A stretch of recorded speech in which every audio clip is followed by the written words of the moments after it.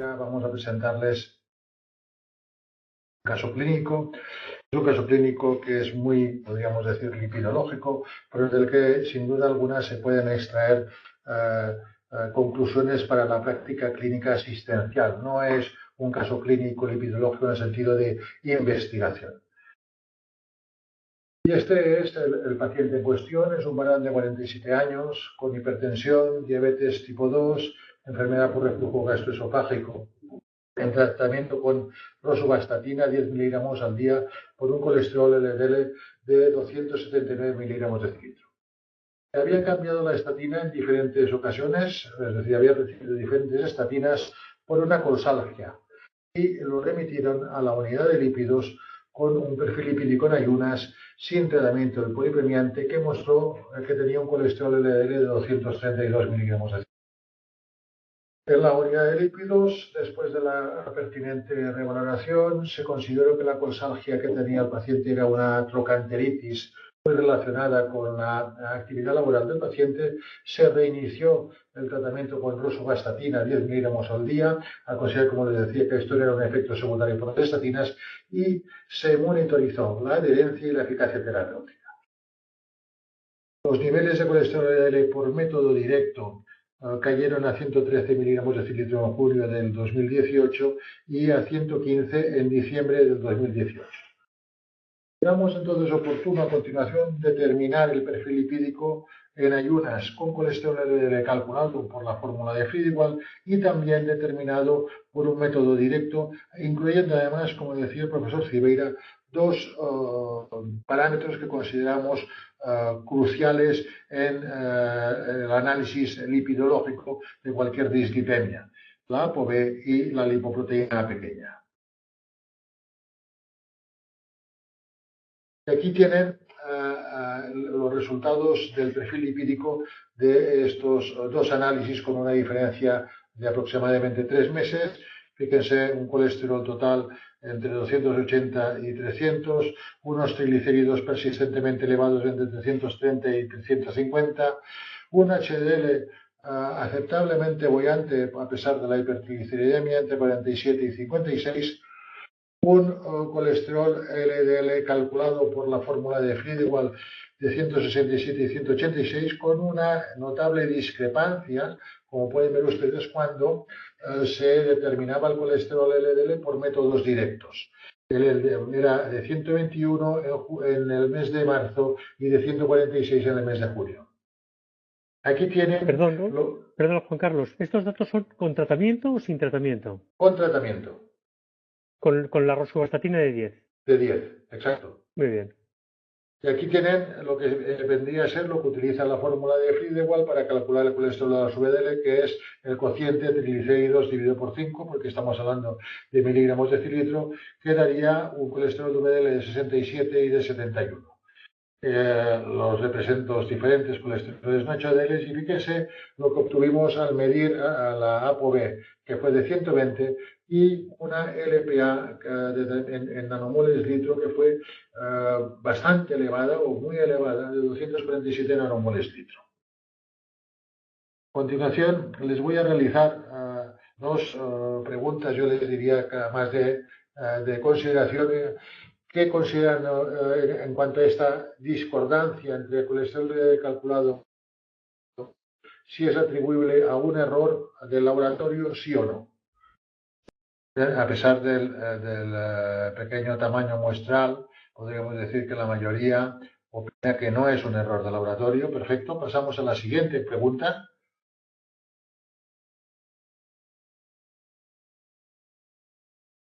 ¿A qué atribuye la discordancia de los resultados obtenidos en colesterol LDL? El paciente tiene una disbeta-lipoproteinemia o hiperlipoproteinemia tipo 3. La discordancia es fruto del exceso de colesterol VDL, o bien la opción C sería la discordancia en colesterol LDL debido no solo a la lipoproteína rica en triglicéridos, sino también al incremento de la LPA. Por lo tanto, vuelvan, si son tan amables, a decir su opinión. Bien, pues prácticamente la mayoría opina de que esta diferencia o discordancia entre LDL medido y LDL estimado por Friedewald es debido a las alteraciones de lipoproteínas ricas en triglicéridos y también al aumento del EPA. Pues si les parece, vamos a entrar un poquito en materia. Recordar que cuando uno pide un perfil lipídico, tenemos una serie de parámetros que que los determina el analizador, y es colesterol total, triglicéridos y colesterol HDL, pero que luego tenemos toda otra serie de parámetros que están calculados, podríamos decir, por unas fórmulas matemáticas, como es el caso del colesterol LDL, el colesterol no HDL o bien todas aquellas ratios o cocientes lipoproteicos. La fórmula de Friedewald, que nace o es de 1972, es la que se utiliza para estimar el colesterol LDL, es la resta del colesterol total menos el HDL y, como les decía, triglicéridos dividido por 5, que es el equivalente al colesterol de las VLDL. Recordarles que el colesterol LDL medido por Friedewald no solo nos da idea del colesterol LDL, sino que incluye también el colesterol de VLDL, IDL y DLPA, que asume que este cociente es el equivalente al colesterol de las VDL y que es constante, situación que no ocurre cuando estamos delante de una hipertrigliceridemia. Al existir hipertrigliceridemia hay un enriquecimiento en colesterol de las VLDL y de las IDL. Por lo tanto, recuerden que la ecuación de Friedewald es precisa cuando los triglicéridos son normales, es decir, por debajo de 200. No se puede realizar o no se puede utilizar cuando los triglicéridos están por encima de 400 o cuando se sospecha que hay hiperlipoproteinemia tipo 3, pero sobre todo no se olviden que una situación muy frecuente, que es que los triglicéridos estén en la franja de entre 200 y 400, el colesterol LDL estimado por Friedewald es muy inexacto, como sucede en el caso que les he presentado. Aquí tienen lo que les decía, cuando nosotros determinamos LDL por la fórmula de Friedewald, estamos estimando LDL, pero también IDL, pero también VLDL y también la LPA. Por eso, si nosotros no podemos determinar el colesterol LDL por métodos directos, es mucho más acertado utilizar el colesterol no HDL, que es la suma de colesterol LDL más el colesterol remanente. El colesterol remanente es el colesterol de las lipoproteínas ricas en triglicéridos, o bien utilizar la determinación de ApoB, que englobaría todo el colesterol aterogénico. Les he dicho que también no es correcto utilizar la fórmula de Friedewald cuando se sospecha una disbeta lipoproteinemia. ¿Cómo podemos hacer el diagnóstico de esta entidad nosológica? Pues el diagnóstico, podríamos decir, académico y estricto, necesitaría o requeriría la ultracentrifugación para aislar estas lipoproteínas de muy baja densidad y determinar el colesterol y los triglicéridos en esta fracción, que en el caso de la disbeta es superior a 0,3, pero desgraciadamente en la mayor parte de tanto de unidades de lípidos como en los laboratorios clínicos no se dispone de estas técnicas y, por lo tanto, hemos de utilizar una serie de cocientes. Estos cocientes se utilizarán siempre que haya una dislipemia mixta con triglicéridos de más de 200 y se encuentre un cociente colesterol total ApoB igual o superior a 2,4 y un cociente, triglicéridos ApoB inferior a 8,85. Además, son de gran ayuda determinar el genotipo de ApoE porque normalmente la disbeta hay un genotipo, es un genotipo homocigoto paralelo E2 de la ApoE, a pesar de que en un 10% de los casos pueden haber otras variantes de ApoE, y además hay un dato que cuesta a veces de detectar, pero cuando está, podríamos decir, patognomónico, que son la presencia de los xantomas palmares. Una pregunta, Juan Carlos. Dime. ¿Qué valor tienen estos cocientes y digamos, intentar sospechar disbeta lipoproteinemia en un paciente que está con una estatina potente? Es decir, es más complicado la interpretación de todo. Evidentemente, evidentemente, estos cocientes son para pacientes naif, están extraídos de una publicación, yo diría ya tradicional, de Schneiderman, y plantea que esto, lo que yo aquí os pongo como resultado de este caso, que sería que tiene un cociente triglicéridos ApoB correcto para el diagnóstico de beta, pero no así el de colesterol total ApoB, probablemente porque estaba en tratamiento con la rosuvastatina de 10. En nuestro caso, el genotipo fue un homocigoto para el alelo E3 de la ApoE. Y recordar que hay un 10% de casos que hay que es hacer podríamos decir, un barrido, un genotipado de todo el gen de ApoE, porque no siempre es un homocigoto para el alelo de la ApoE. Recordarles que si bien la condición, podríamos decir, sine qua non es que sean homocigotos para el alelo de 2 de la ApoE, el ser homocigoto por este alelo no impide la enfermedad, porque o se necesitan otras alteraciones genéticas o bien otros factores externos, como pues la menopausia en la mujer, la aparición de la diabetes, el alcohol, un hipotiroidismo, y que el genotipo E2 de la ApoE depende a veces de las localizaciones geográficas. Tiene una frecuencia entre un 0,3 y un 0,4 por el norte de Europa, pero si en cambio nos vamos a zonas subsaharianas, la prevalencia de este genotipo es mucho, mucho mayor. Bien. ¿Me dejas un comentario en la Por anterior favor, diapositiva? por favor. Claro. ¿Tiro para atrás? Uno hacia atrás.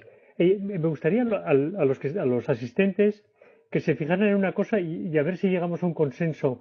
Si os fijáis vamos por ejemplo al análisis de más de la derecha, me parece creo leer el de junio del 2019, que tiene 313 de colesterol total, y sin embargo si sumamos el colesterol HDL y sumamos el colesterol LDL medido de forma directa y sumamos el colesterol VLDL, no suma más allá de 270 o por ahí. Es decir, que nos faltan 40 miligramos. ¿Dónde cree la sala que están esos 40 miligramos?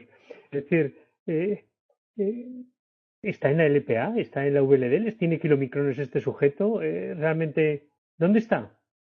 ¿Alguien quiere aportarnos este pequeño misterio? No sé si... Probablemente estarán en las IDL. Pero las IDL son determinadas por el colesterol directo. El colesterol de las IDL. ¿Qué decirte? ¿Tú dónde crees que están? Yo preferiría que alguien de la sala hablara, hombre. Bueno, como nadie de la sala habla, yo creo que es evidente que en la medición del colesterol directo es muy fiable, la medición del colesterol total y el colesterol HDL es muy fiable, y lo que no es fiable es el cálculo del colesterol VLDL. Y por tanto es ahí donde falla, donde lo que tú acabas de explicar, y por tanto este sujeto no tiene 71 miligramos de decilitro de colesterol VLDL. Este sujeto lo que tiene es más de 100 miligramos de decilitro de colesterol VLDL. De acuerdo. Gracias. No sé si se ha entendido lo que he querido decir. Adelante, perdona, Juan. Lo que ha querido decir el profesor Pereira es que esta ratio es falsa en este caso. Correcto. El otro tema que incidía es que nuestro paciente tiene una lipoproteína muy alta. Todos ustedes saben que la LPA viene a ser, para que nos entendamos, como una LDL modificada, es una LDL a la cual se le ha unido una apoproteína específica, la ApoA, por un puente disulfuro a la ApoB, que esta apoproteína específica es la que le da podríamos decir, el polimorfismo a esta lipoproteína.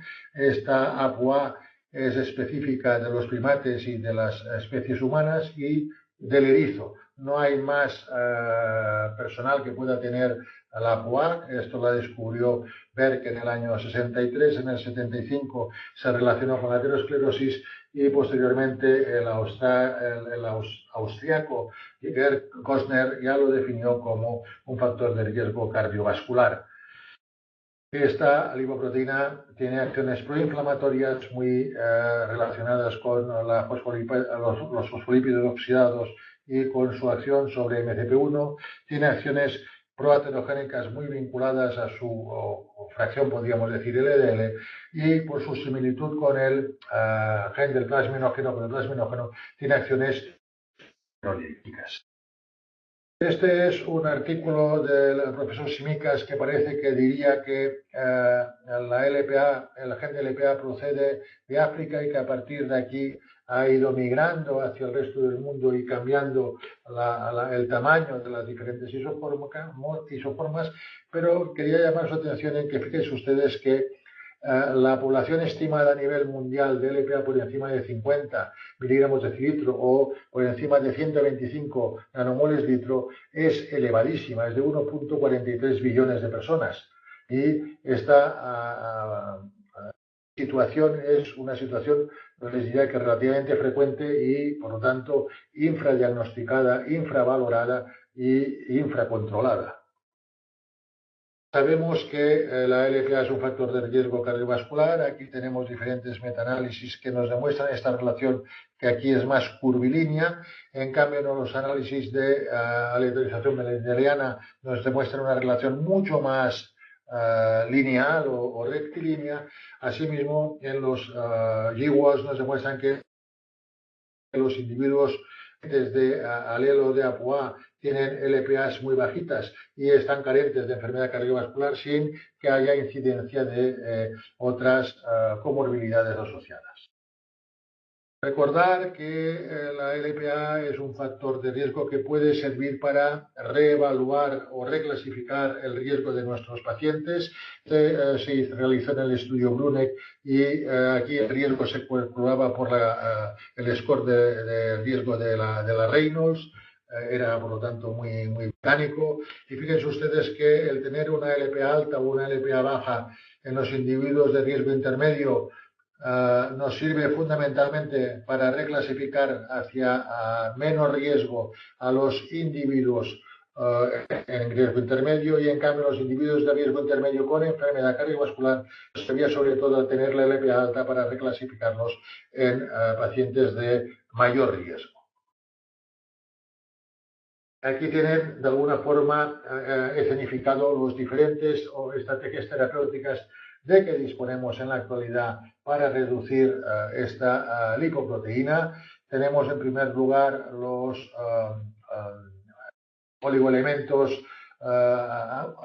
poligonucleótidos, antisentido contra APOA, que son los más eficaces, reducen la LPA entre un 70 y un 90%.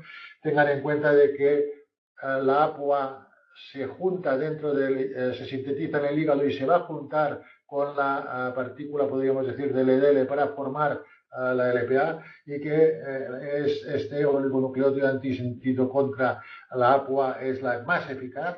A continuación tendríamos la aféresis de LDL y sobre todo la aféresis de LPA en reducciones de un 30 a un 35%.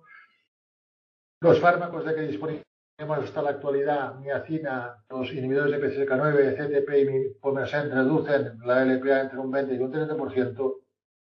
Las estatinas, podemos quedarnos en que tienen un efecto neutro, a pesar de que si quieren ustedes a posteriori podemos discutir que algunos estudios dicen que pueden incrementar entre un 10 y un 20% los niveles de LPA.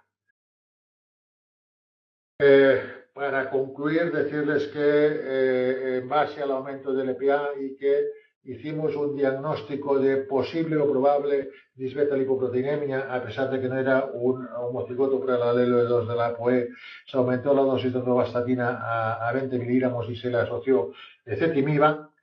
Y como mensajes finales, recordarles que la fórmula de Friedewald para el cálculo del colesterol LDL tiene limitaciones, que puede haber una discordancia entre LDL estimado y LDL calculado, sobre todo cuando hay alteración de lipoproteínas ricas en triglicéridos y cuando hay determinación con una hiperlipoproteinemia asociada, y que en estos casos la ApoB y la LPA nos da un valor añadido para cálculo del riesgo y para manejo de esta dislipemia, y que en aquellos casos en los que no podamos disponer de una determinación del colesterol por métodos directos, no tenemos más remedio y estamos obligados a ir al colesterol HDL para el objetivo y control de estos pacientes de alto riesgo cardiovascular con hipertriglicemia asociada.